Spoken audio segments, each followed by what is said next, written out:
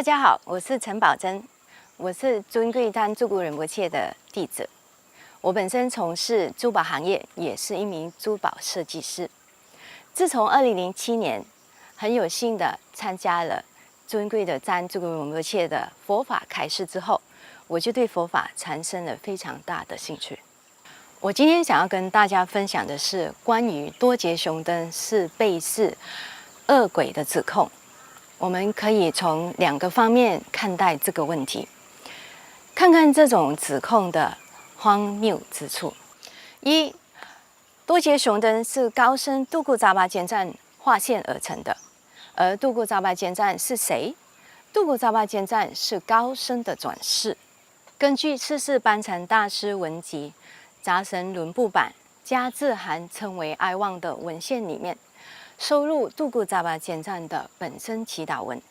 这篇祈祷文依次列举了扎巴坚赞的历辈转世，包括须摩提女、曲吉讲丘、克什米尔大班智达加士利、片之却古沃瑟、布顿仁千珠、贡嘎洛座、大班智达索南扎巴、索南野歇旺波、索南格勒悲伤以及扎巴坚赞。如果转世能认错，说度固扎巴坚赞根本不是班禅索南扎巴的转世，是认错的，是有人故意行骗而得来的，那是不是说藏传佛教千百年来沿用的转世制度不可靠？但我们都知道，寻找和确认转世的过程有多么的严谨和复杂。岂能是任何人可以对诸多的高僧大德成就者行骗，就可以换到一个转世身份呢？若说度固扎巴坚赞的哲蚌寺上管喇嘛的转世者身份是认错的，是行骗换来的，那么他们的潜台词是在说，认证转世的制度存在诟病和漏洞，并且导致惨重的结果。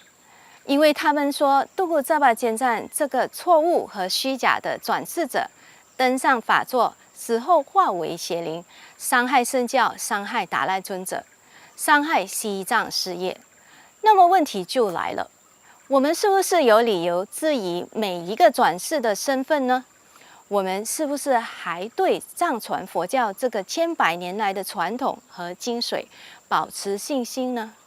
很明显，是有人因各种原因而诋毁度固扎巴坚赞，却不想自己的举动和言辞其实是在破坏圣教，破坏人们对千百年历史的转世制度的信心。因为毕竟藏传佛教的转世者大师都是在这个转世制度底下生产出来的，如此神圣严谨的制度肯定错不了。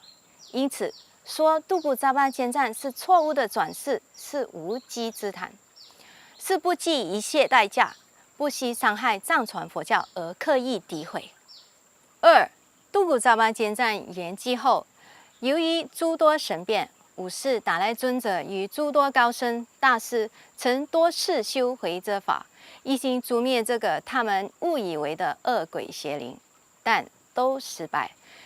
参加这些回遮法会的都不是泛泛之辈，他们一同被招到布达拉宫德央下院修护魔法。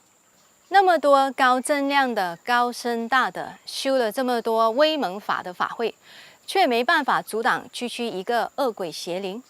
高僧大德岂有不能诛灭邪灵之理？若是如此，上师怎能作为行者的皈依对象呢？我们每次念皈依文，首先念的就是皈依上师。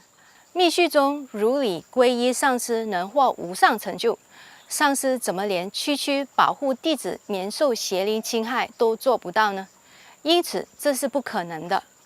若要坚持说多杰雄灯是魔是邪灵，只有2种结论：一，高僧大德没有正量，没有修行悉地，无法诛灭超度邪灵； 2.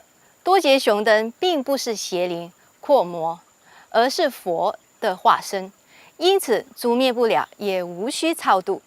又有另外一种说法，说五世达赖尊者的时候，多杰雄灯就已经被消灭，后来几百年后获得重生，这就更奇怪了。